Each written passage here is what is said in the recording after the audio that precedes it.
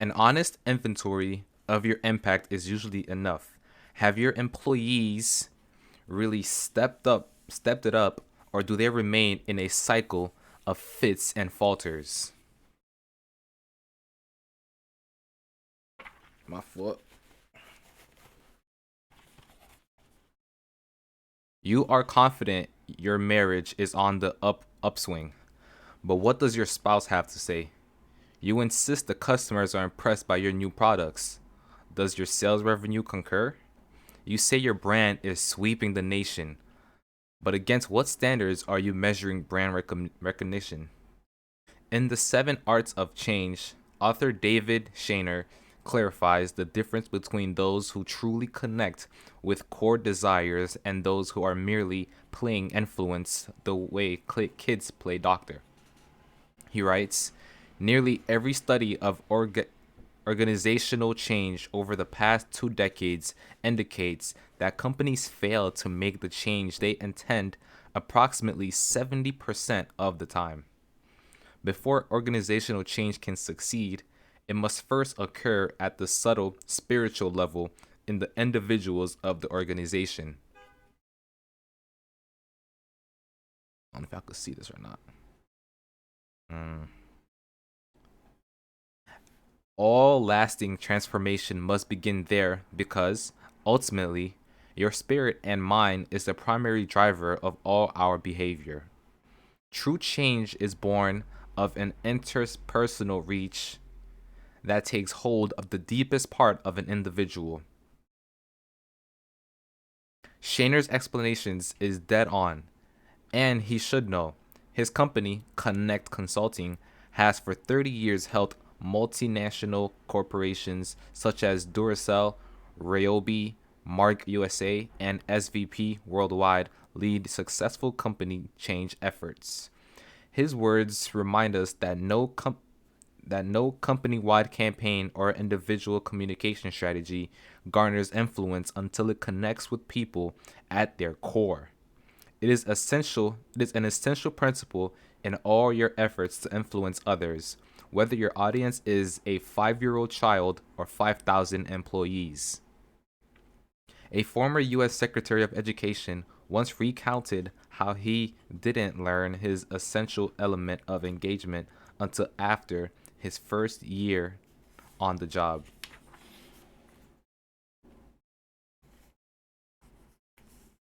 He felt pretty good about his progress. He'd ventured out and given speeches, and people had applauded and smiled. He'd attended many dinner parties and sumptuous gatherings. That means fancy, by the way. He attended, okay, I read that. And all seemed to go off without a hitch. But to what end? While home over Christmas, with time to reflect, he came to acknowledge that while he'd been highly visible and highly promissory, nothing in the department had really changed. 5,000 employees showed up on time, they completed the assigned work, they went home. There was movement, but few, if any, were moved, inside or outside the office walls. He wanted to understand why. Over the first 2 months of the following year, he spent a lot of time with the people who really ran the Department of Education. The career civil service workers who pressed forward no matter which political party filled the White House. He came to the sobering realization that while he stood on the bridge, turning the wheel wasn't connected to anything below. And since he had no authority to hire or fire from the civil service ranks, the only way he could influence positive progress in the department was by winning them over. The problem was they've seen politicians come and go. They'd grown tired and cynical. They'd given up on deriving inspiration from the top. The secretary's wife suggested the way to win them over was by reminding them he was passionate about education and to not do so with new words but with new actions. Go to schools, spend time with kids, do retail. Everyone will notice because these are things they really care about. I don't do retail, he huffed. I'm the Secretary of Education. I do wholesale. His wife, the daughter of a salesman, smiled. Darling, she said, if you can't do retail, you'll never do wholesale. She was right, and the secretary knew it. For the next year, he toured the country, rolled up his sleeves, read stories, listened to teachers, and was reminded how much he loved retail education. It was a personal victory. More significant, however, was the effect his actions had on his employees. Their passion was revived passion for their daily task, for better education, for more opportunities, for more families. They were inspired by the secretary's work because his actions had accomplished something that speeches and sumptuous gatherings had not. They had tapped a core desire of the tireless Department of Education workers, purpose. They wanted to believe again. They just needed to be reminded that their work still mattered. The secretary offered this reminder and it dramatically turned the tide.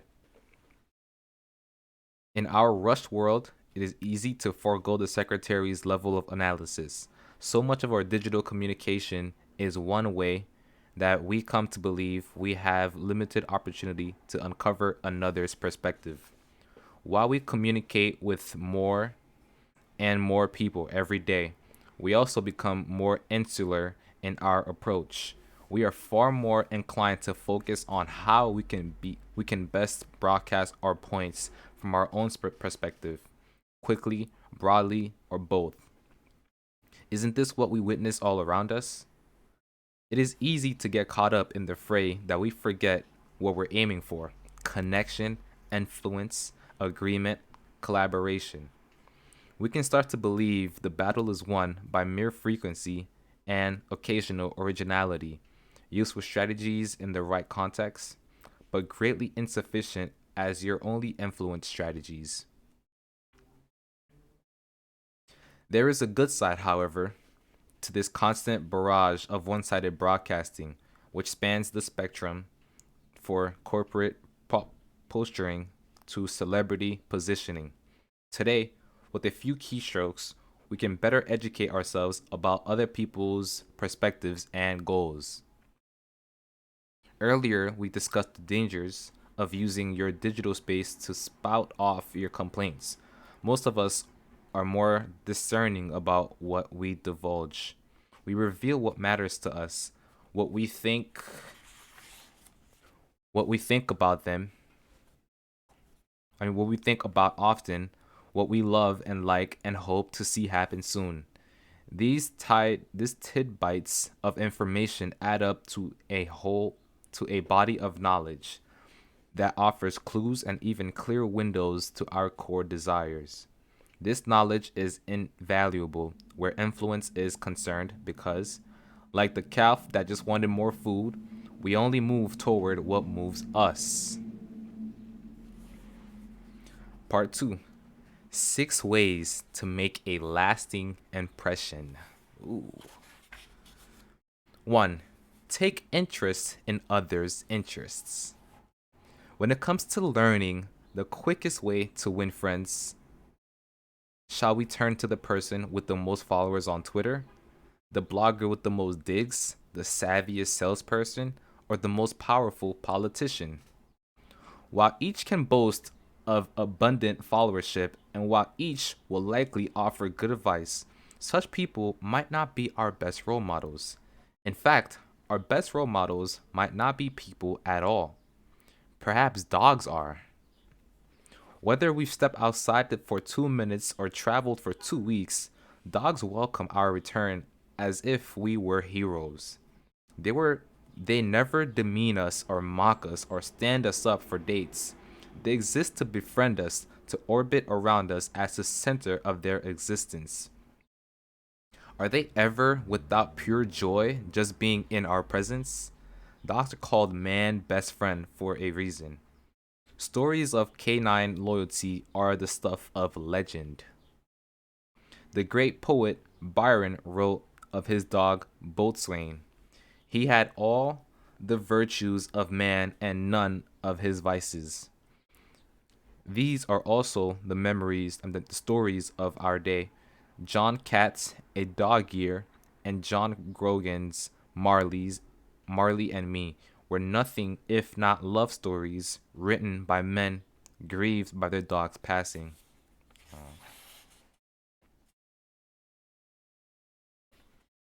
Dogs know by some divine instinct that you can make more friends in minutes by becoming genuinely interested in other people than you can in months of trying to get other people interested in you.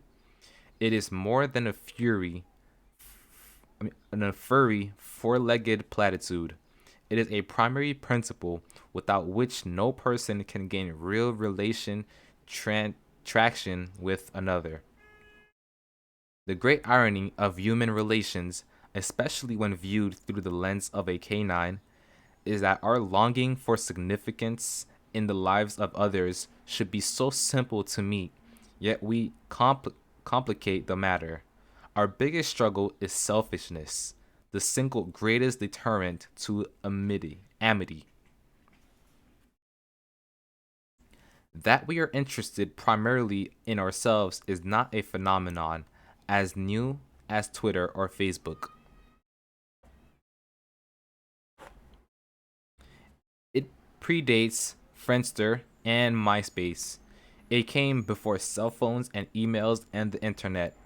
In the 1930s, when Carnegie was penning the original manuscript of his book, the New York Telephone Company made a detailed study of telephone conversations to find out which word was the most frequently used. The personal pronoun I was used 3,900 times in 500 telephone conversations. Our selfishness, or more politely, our self interest, populates the morals of the great fables. Iroquois swoops and soars into the sun's warmth, melting the wax on his wings, sending him plummeting to the ocean below because he's thinking only of himself, ignoring the pleas of his father. Peter Rabbit incurs Mr. McGregor's wrath by ignoring his mother's commands to stay out of his garden. Why did Adam and Eve disobey God in the Garden of Eden? They were thinking only for themselves. This self interest isn't something anyone is likely to change. It is like gravity like reality. We are born with innate fight or flight tendencies. That is to say, our body of words and actions trend toward self preservation. Yet we often forget to consider whom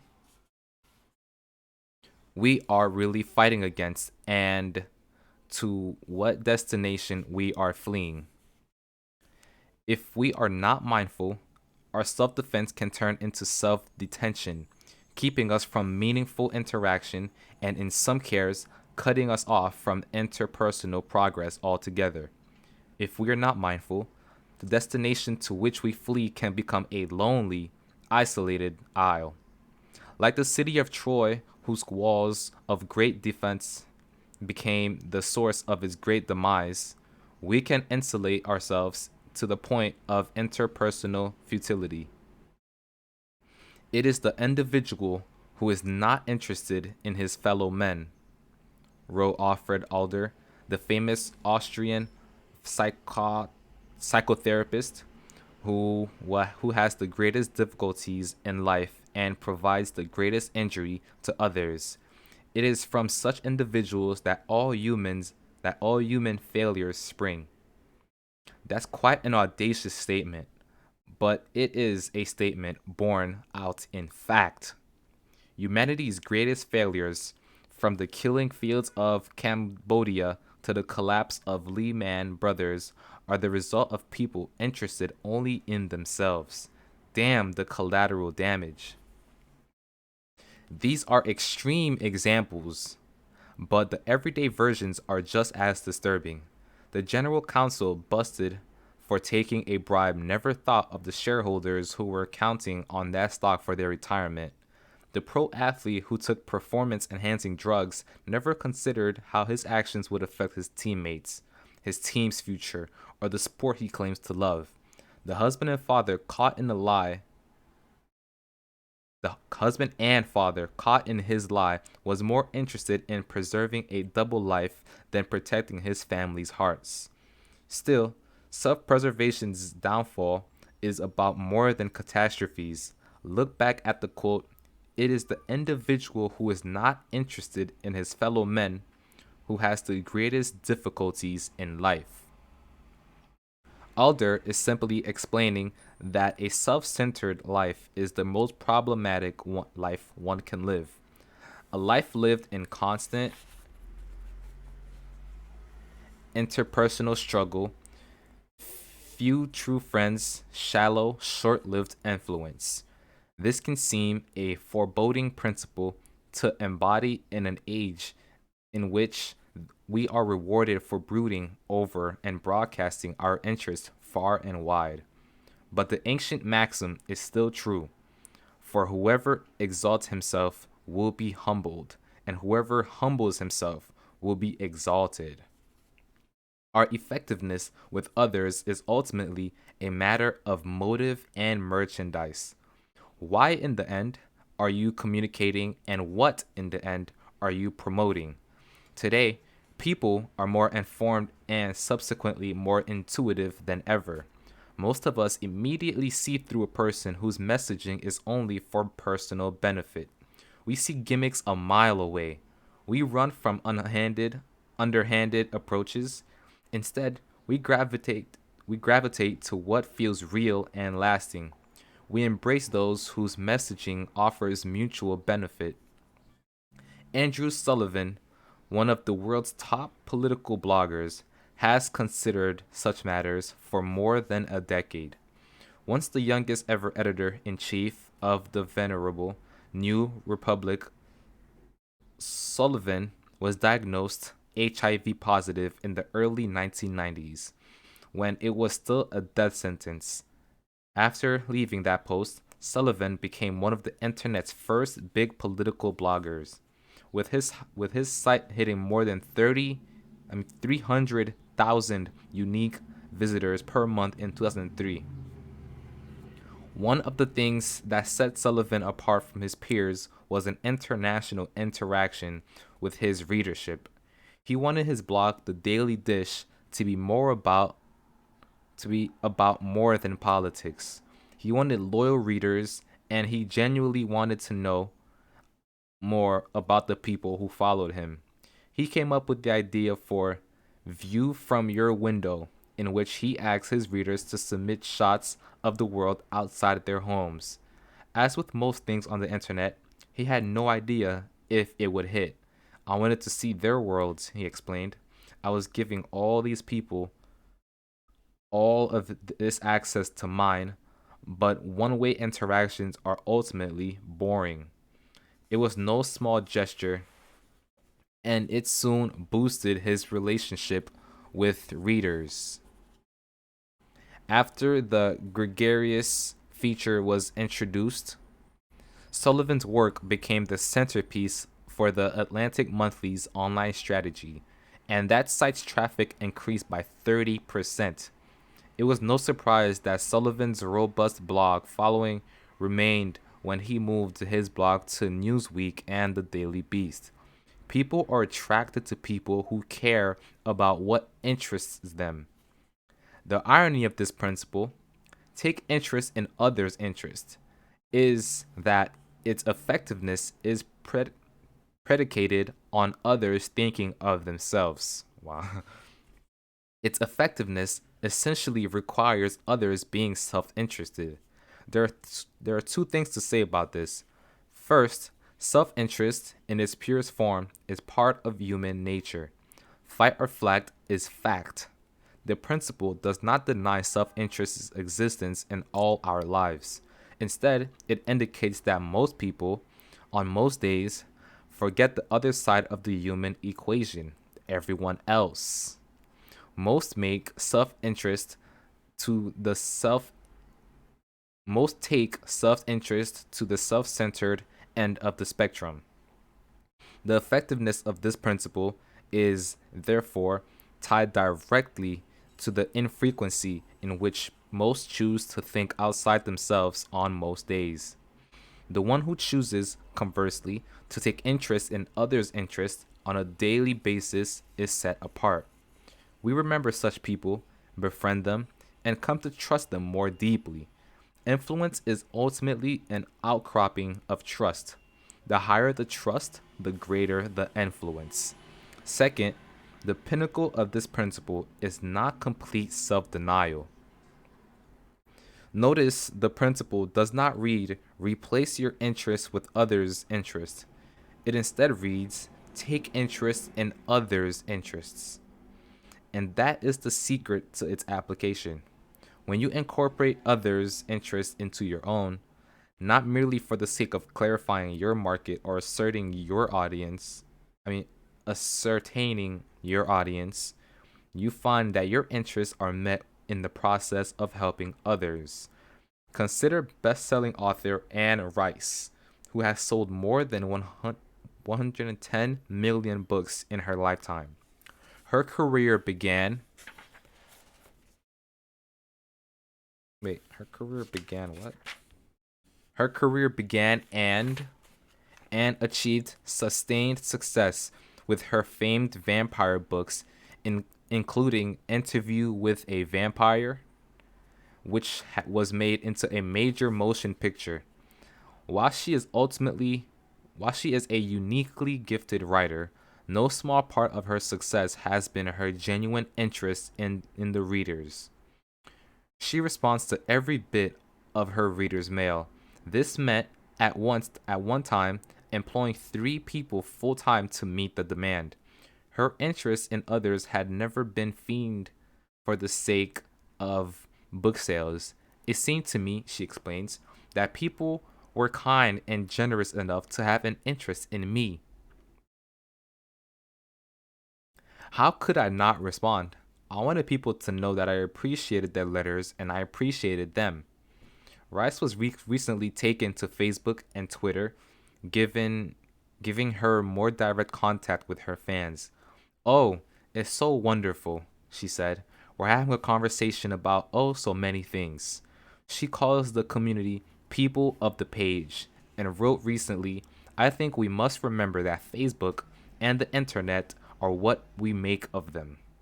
This page has accomplished something extraordinary and perhaps unique. It is truly a community and infinitely more powerful than some of its parts. And I thank you for making it what it is, for participating here, and so many vital and inspiring discussions.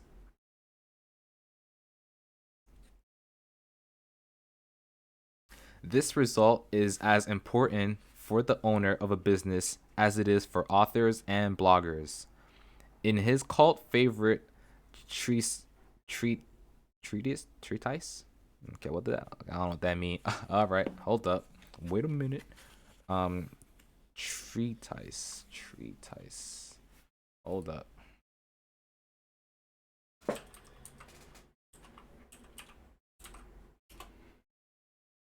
Treatise. Treatise. Treatise. Uh, a formal and systematic exposition and writing of the principles of a subject, generally longer or more detailed than an essay. So it's a formal, systematic exposition and writing. Okay.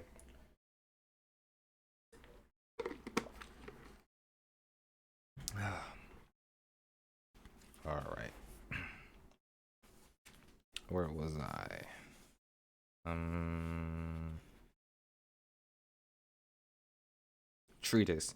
In his cult favorite treatise, Base Awkward business owner uh, Steve Beacam summer, some, summarily admits, I have never considered myself a brilliant businessman. The country was expecting The country was experiencing one of the great refinance booms of all time, and I jumped in with both feet. Unfortunately, the refinance well dried up before my feet got wet. I went 6 months without a deal, and when I did finally close one, it was for my brother's home. Instead of starting over, I set out to find a way to make the business work. This is when my fate started to turn. BCAM had already failed in two previous ventures, a retail store and a recycling enterprise. Prior to his attempt in the mortgage business, he had every reason to pack it up and head back to school and consider letting someone else hold the reins. He resisted long enough to see that his approach was wrong from the beginning. He was after business when he should have been after relationships. He goes on to describe an unexpected encounter in a parking lot with a selfless celebrity that taught him the visceral value of taking interest in others' interests. Before I could get another word in, he started asking me questions. Where'd you grow up? What do you do for your living? What high school did you go to? What are your kids' names? I left the encounter feeling 10 feet tall. In a subtle and unassuming way, he'd elevated himself in my mind. The encounter taught B- Beecham, an invaluable lesson. From that day forward, he committed to asking thoughtful questions of every new person he met and every acquaintance he didn't know very well. Specifically, he explains, I decided to become a problem solver and a promoter with no strings attached. This is when my business began not only turn around, it began to take off. In a matter of months, BCAM's job turned into a lucrative career, and soon he became so successful he owned a mortgage company that has since its interception remained at the top of the industry. Perhaps more significant is that his business has been 100% referral based for a decade. He estimates that each day, 1/4 of the calls his office receives has nothing to do with obtaining a mortgage, something he's very proud of. There are people calling for questions like, where should I get my car repaired? Where should I take my in laws to dinner? And whom should I call for life insurance? He explains that these people call him because he's become known as the go to guy in a large local network of friends. I didn't get that way by holding free mortgage seminars or erecting a large billboard featuring my confident, trustworthy face, quips BCAM. I got that way by helping people without hustling them for business. It is why Thoreau wrote, goodness is the only investment that never fails. Excuse me. The same spirit of relating is within reach of every one of us in every interaction. How simple it is to set out motivated only to get to know others and find a problem that you can help solve or a pursuit you can help promote. This is the simple secret to what BCAM calls base awkward business. Yet the truth is that the typical ways most conduct themselves in business relationships is that's backward. I'll scratch your back if you scratch mine. This isn't reciprocity, it's bartering. An, ent- an entirely different trajectory that removes the magic.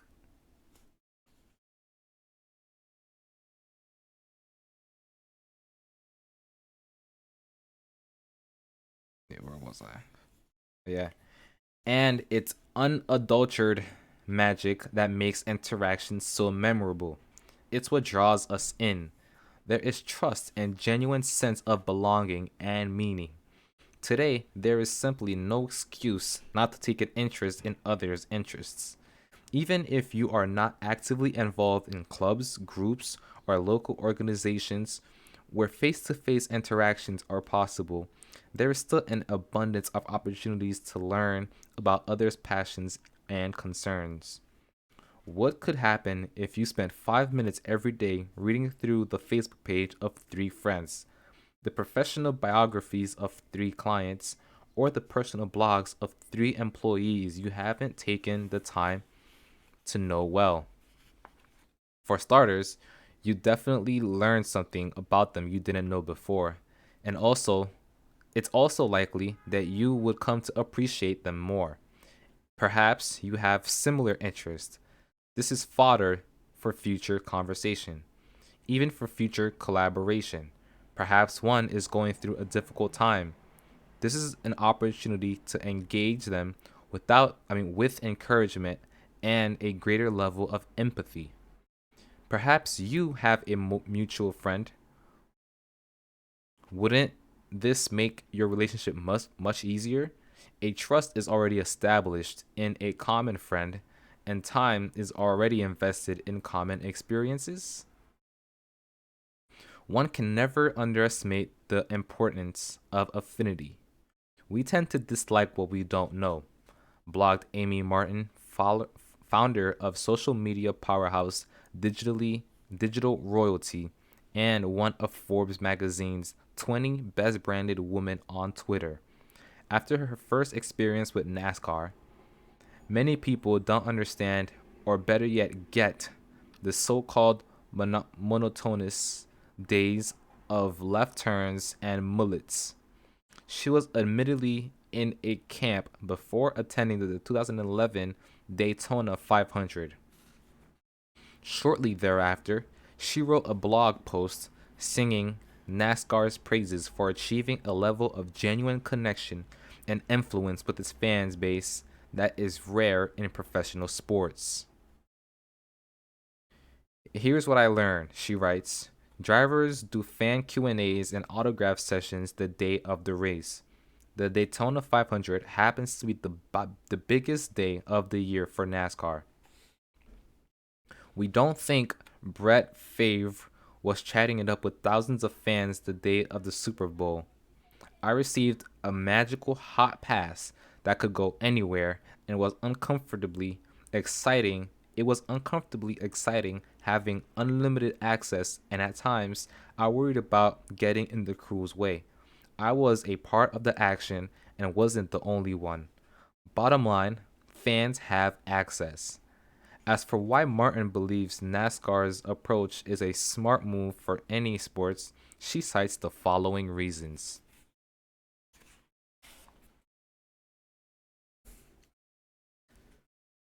Access leads to connection. Fans are able to sign the actual racetrack. Connections lead to relationships. Relationships lead to affinity. Affinity. You can't fake this affinity. Affinity leads to influence. There is a reason so many brands are attracted to NASCAR. Influence leads to conversion. These fans would likely buy anything this driver is selling. Martin ends her post with a nod to the potential reach of NASCAR's genuine connectivity with its fan base. 150,000 fans in the stands and 30 million television viewers. Were they to embrace the opportunities the digital age affords them? There is huge potential, she writes, where when you apply this same access via social media to a larger audience, what if the same behind the scenes access available to fans physically in the Daytona 500 was available to those billions of potential fans on Facebook, Twitter, and YouTube who are not watching the race on TV? Martin's post bridges the two key points of taking interest in others' interests today. Human relations are always easier when they begin from a place of affinity. The potential for relational connectivity is astronomical. The bottom line is that you must become genuinely interested in others before you can ever expect anyone to be interested in you. All things being equal, said author John Maxwell in a recent interview, People do business with people they like. All things not being equal, they still do. We like people who like us. So to be liked, you must exhibit admiration for the things others do and say. Many have argued that people no longer have much interest in others. The me focus dominates how we think, act, and communicate. Yet, you have so many opportunities to stay connected, to learn more, to show your interest. Changing how you spend just a small portion of each day can dramatically change how others perceive your level of interest in them. Changing your customer engagement strategy can dramatically change how the marketplace perceives your company. Instead of spending each day refining your digital media, spend time relating to your friends, colleagues, and clients. Post brief, admiring notes. Interact with them and discover what problems you might help solve or what pursuits you might help promote. We are all driven by pain and pleasure. So much prospects exist in every person. When you are sincere in your endeavors to connect with others, chances are always higher that meaningful connection will occur. Progressive, mutually beneficial collaboration is then possible. And today, genuine connection and collaboration can quickly become infectious. Infectious. That's the right word. Wow. 2. Smile.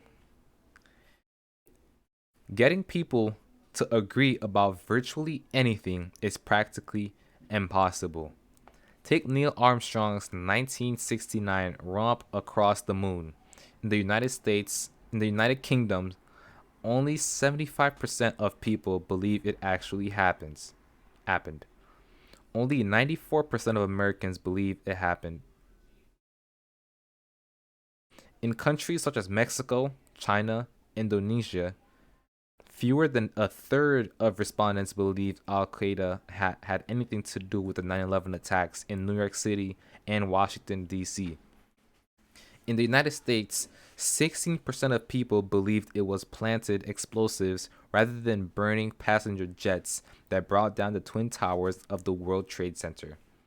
About half of citizens in the European Union believe in God. There is one thing that does unite us, however.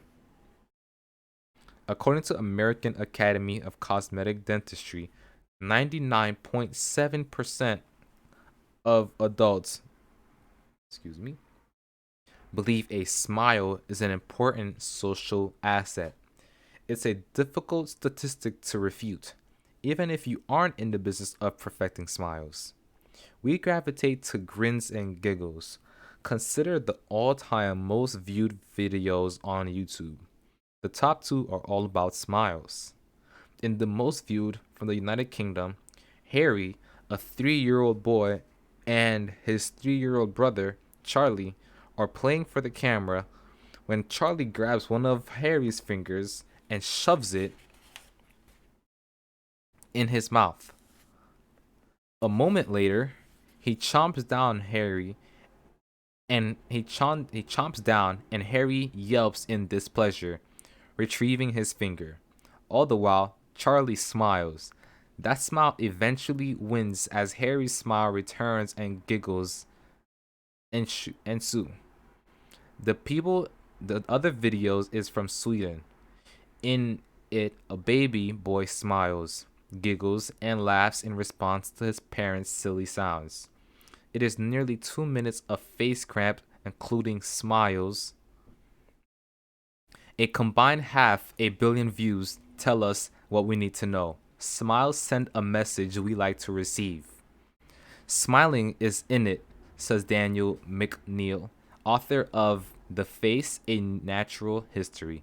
Some sort of smile, he writes, first appears 2 to 12 hours after birth. No one knows whether these smiles have any content. McNeil suspects they do not, but studies shows they are crucial to bonding. What no one can debate, however, is the power of a smile, no matter its origin. McNeil notes that while courtroom judges are equally likely to find smilers and non smilers guilty, they give smilers lighter penalties, a phenomenon called the smile leniency effect. Wow. Smiles also have proliferation effect. Nicholas Christakis, a physician and sociologist at Harvard, and James Fowler, a political scientist at the University of California, San Diego, with special expertise in social networks, published a paper in the British Medical Journal in 2008 entitled Dynamic Spread of Happiness in a Large Social Network. They knew emotions could spread over short periods of time from person to person in a process known as emotional contagion. But what they wanted to know was just how widely and sustainably happiness spread in social networks. They followed 4,739 people from 1983 to 2003. These individuals were embedded in a larger network of 12,067 people, each having an average of 11 connections to others, including friends, family, coworkers, and neighbors, and their happiness were assessed every few years using a standard measure.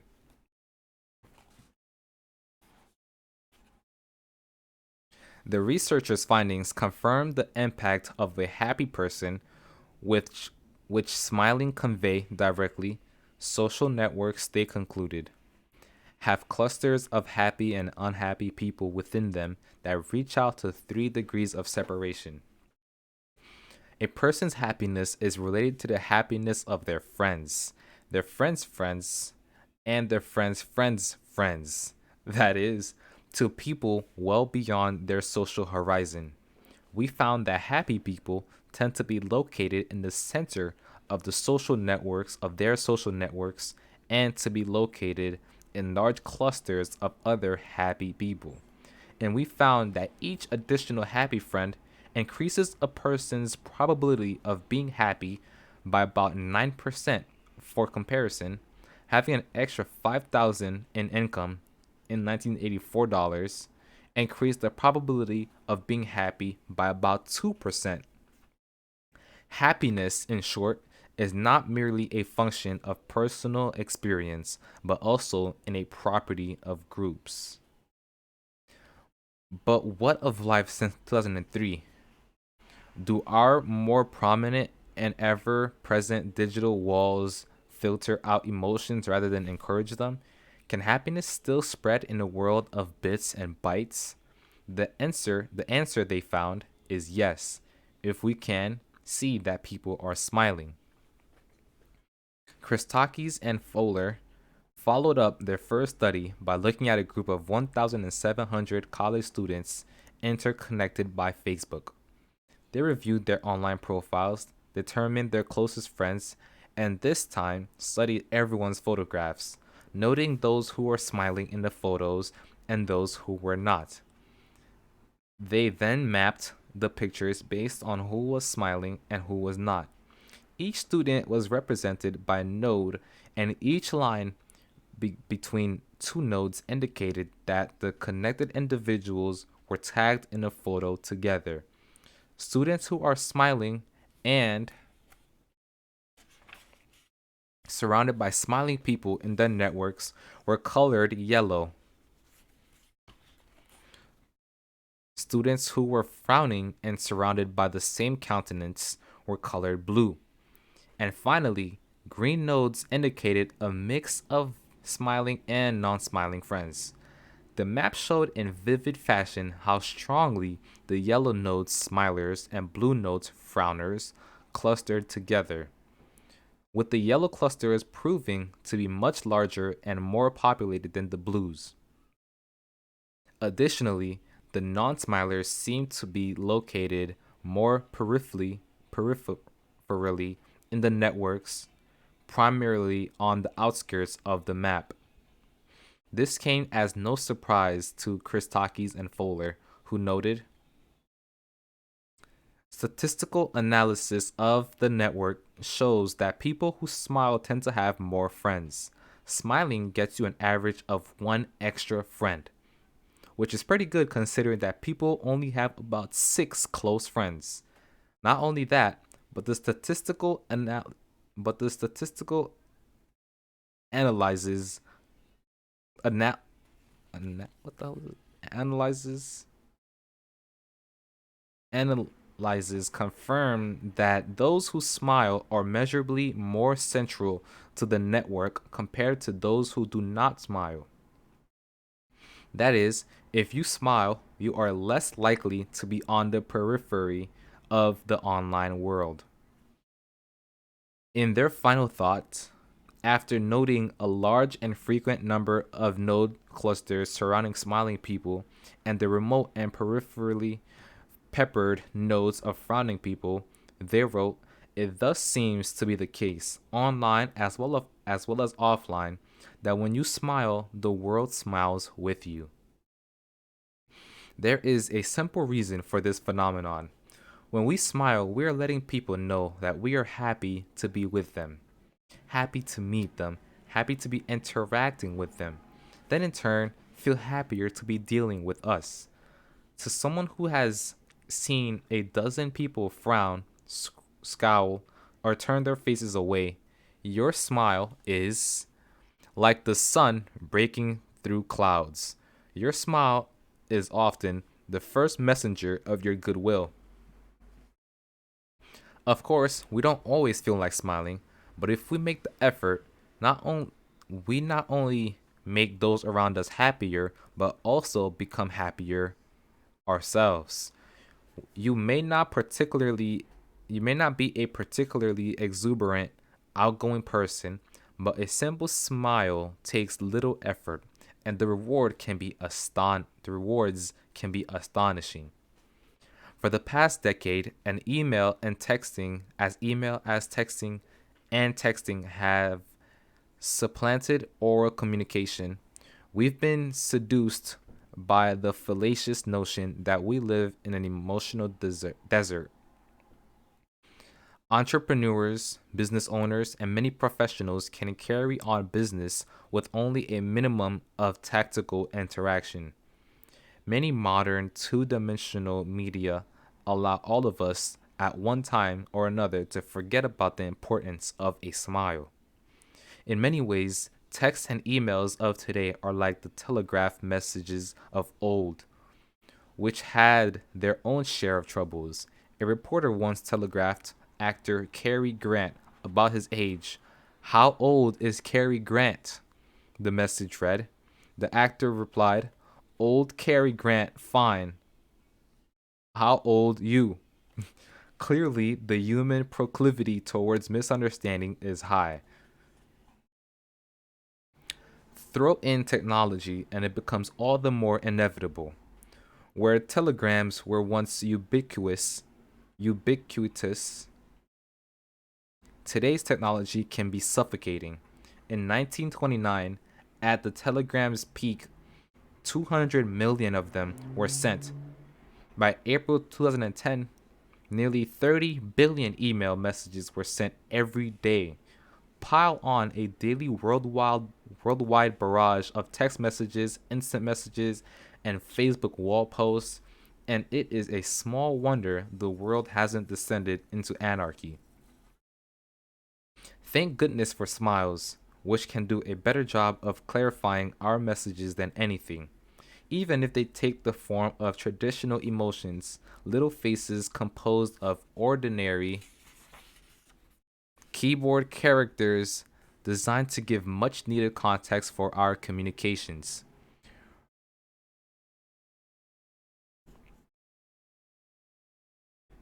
Recognizing the limitations of these symbols are these symbols, the three largest Japanese cell phone companies, NTT, Docomo, Docomo, O, and SoftBank Mobile, created emojis Color pictures displaying a broad range of emotions and symbols to better emulate the face to face experience. Google has now adopted them for its email platform, and they are being rapidly integrated into iPhones. Yet, while these clever little symbols are endearing, they are unlikely to appear within your next digital message to a board member, a problem employee, or a prospective client. Emoticons are largely for use in casual conversation, and in such contexts, they serve well. How then do we smile across all media and, when necessary, maintain a certain level of professionalism in the process? There is little doubt that letting another see your smile is the most effective. But because so many of our interactions today are not face to face, you must turn your resources toward overcoming the obstacles into exhibiting friendliness across digital space. It may be simpler than you think.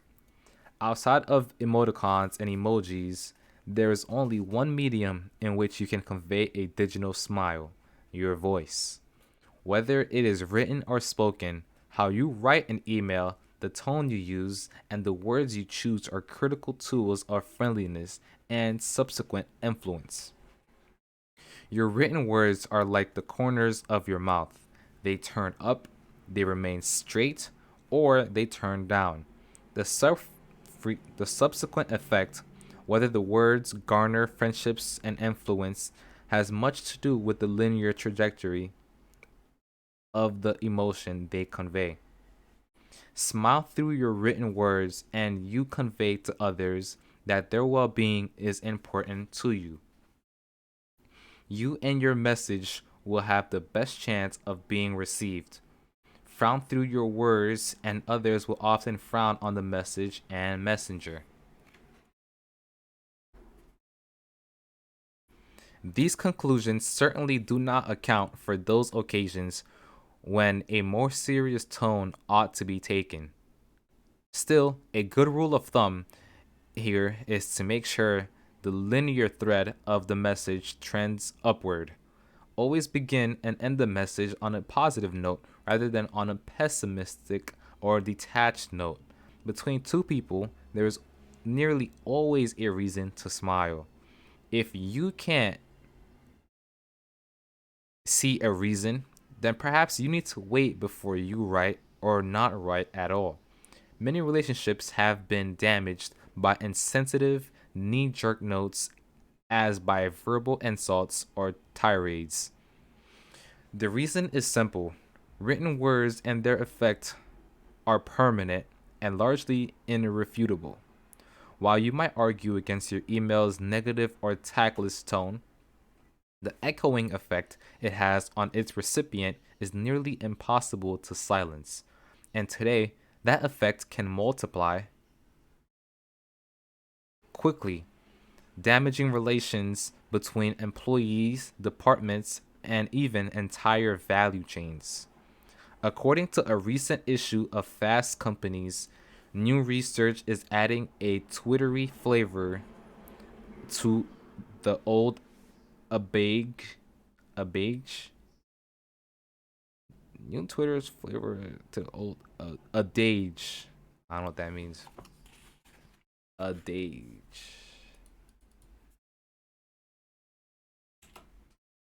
Uh, adage. Adage. Adage. A traditional saying expressing a common experience or observation. A traditional saying expressing a common experience. Okay, understood. Adage. Where was I? Right here. New research is adding a twittery flavor to the old adage, birds of a feather flock together, because it suggests happy Twitterers tend to aggregate. The article goes on to explain, above many other factors that cause people to aggregate together. People who are sad or happy tend to communicate on Twitter with other people who are sad or happy. The research team, including University of Indiana professor Johan Bolin, analyzed the tweet streams from 1,000 and 102,000 Twitter users over 6 months, examining 129 million tweets. The analysis. Why's my light turned off? Hold on. Sorry, guys.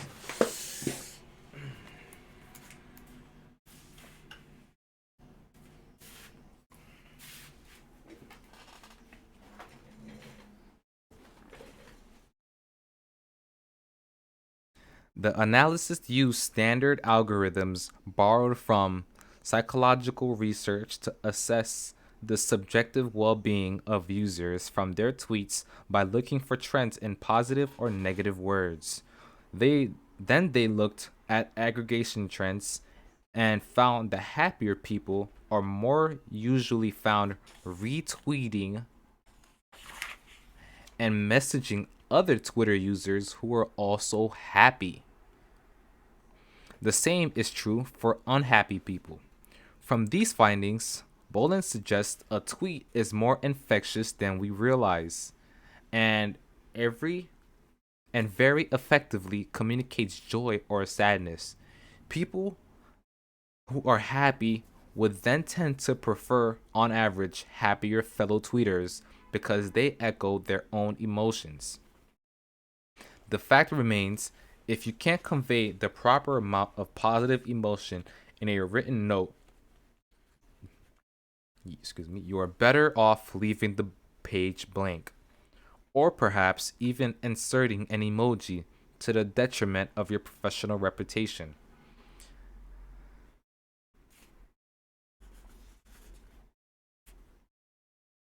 Where was I? There are worse things, in other words, than being thought a bit unprofessional. Avoiding negative sentiment with your written words altogether is obviously the goal. It is largely possible. Perhaps it is time to rethink the value of those writing skills your teachers insisted would be necessary one day. They were right after all. The other way in which you convey your digital voice, your spoken words, has heavy implications as well. How you speak, the tone of your voice, and the words you choose often express more than the words themselves. You have no doubt heard the report. Your actions speak so loudly, I can hardly hear a word you're saying.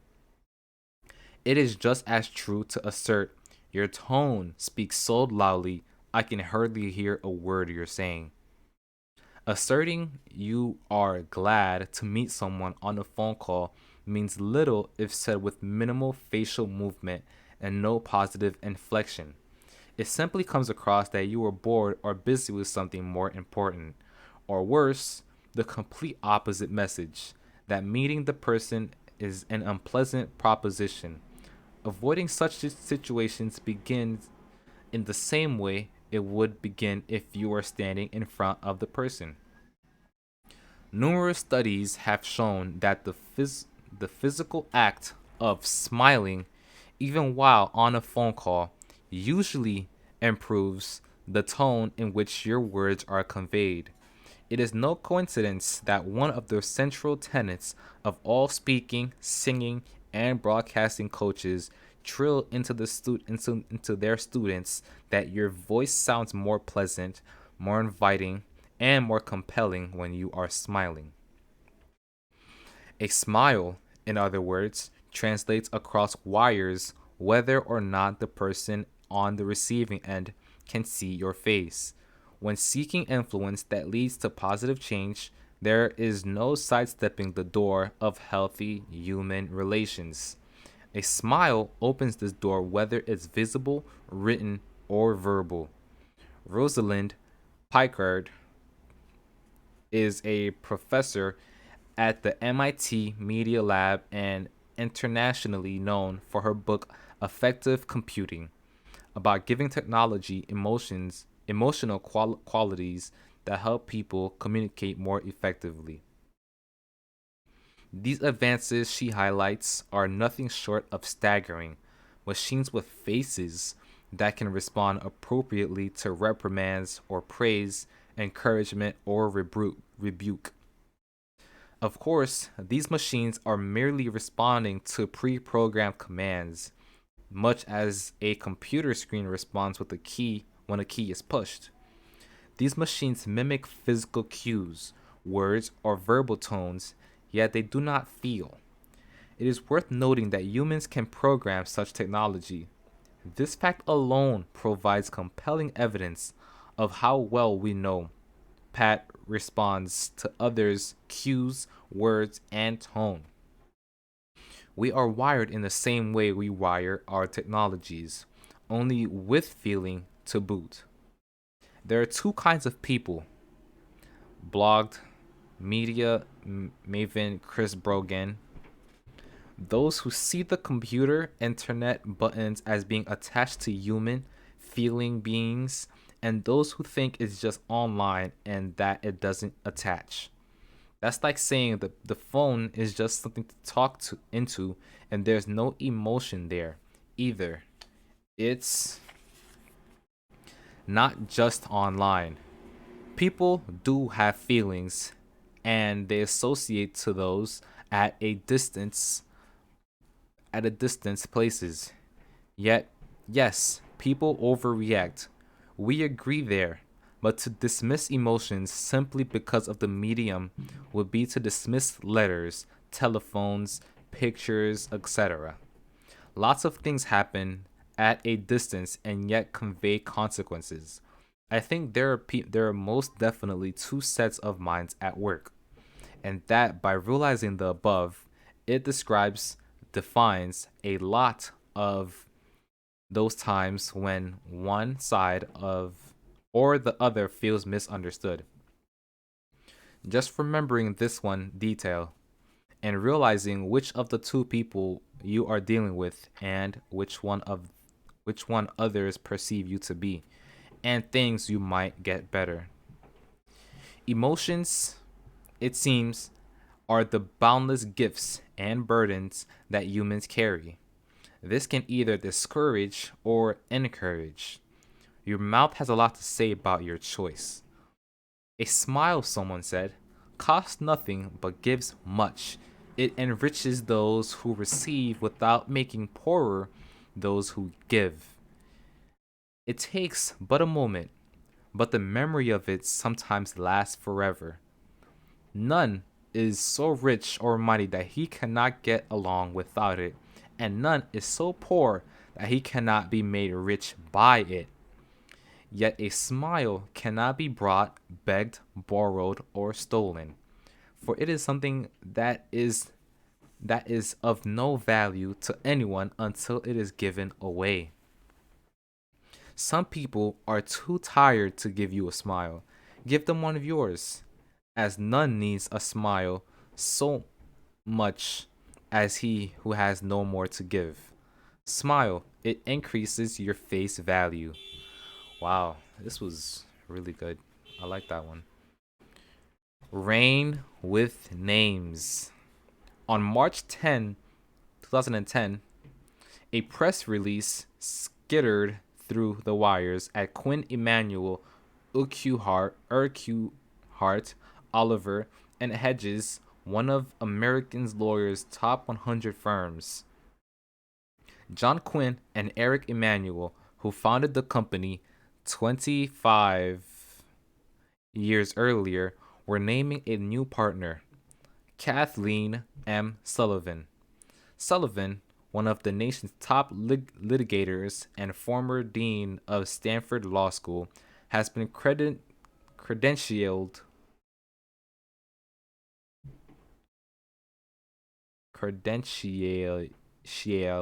what the hell? How do you say that? I know what it means, but I don't know how to. Is it credentialed?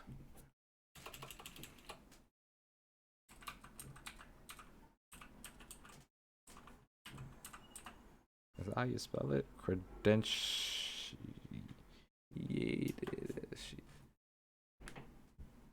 Credential. Credential led. I don't know. It's not even here. Interesting. Credentialed.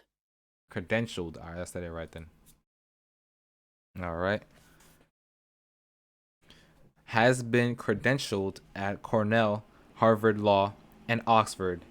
She's been First Lady Michelle Obama's professor at Harvard, and praise for her legal mind, acumen, and talent was universal. Her adversaries knew how tough a legal foe she was. Her appointment was well deserved. Law firms, like all companies, make changes to their businesses from time to time. Associates come and go, paralegals and assistants as well. Excuse me. Partner turnover is much rarer, but it is hardly uncommon. Why was this particular appointment so significant? Kathleen Sullivan was not just named a partner, she became a named partner. The new firm would henceforth be called Quinn Emanuel, Urquhart, and Sullivan.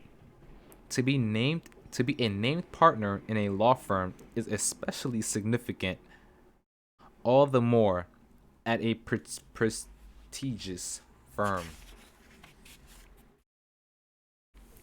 But what put Sullivan's appointment into rare air was that she immediately became the first woman ever to be a named partner at one of America's top 100 law firms.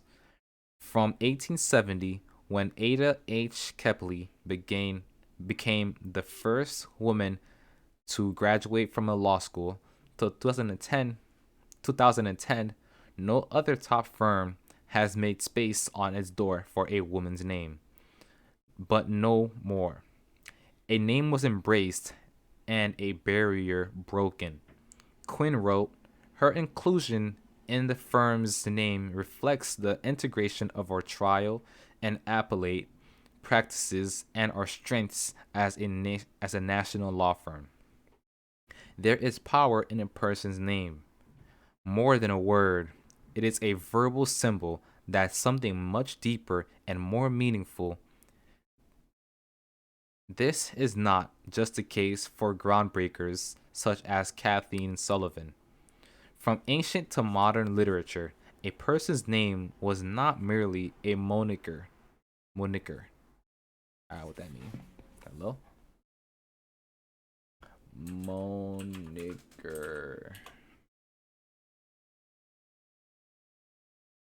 Moniker. Moniker.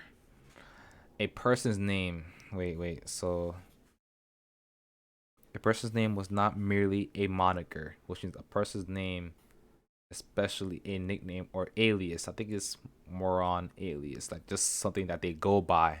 All right. So it was not a person's name was not merely a moniker. It was a revelation of character, personality, and fate. Apollo, Abraham, Atticus, Cosette, Scarlet, Cinderella, Pollyanna. In Roman times, a name was so closely identified with who a person was that when a criminal's name was removed from a civic register, all the rights of citizenship vanished. To this day, certain tribes in Africa believe an individual's given name is the primary force that determines his or her skills, decisions, and ultimately life's destiny. Is there any reason to believe a person's name is any less important today? It is perhaps more so, but it has become primarily the case in a commercial context. This represents opportunities and problems. In the digital age, names are like company logos, identifying Not only those, not only who one is, but also what one represents.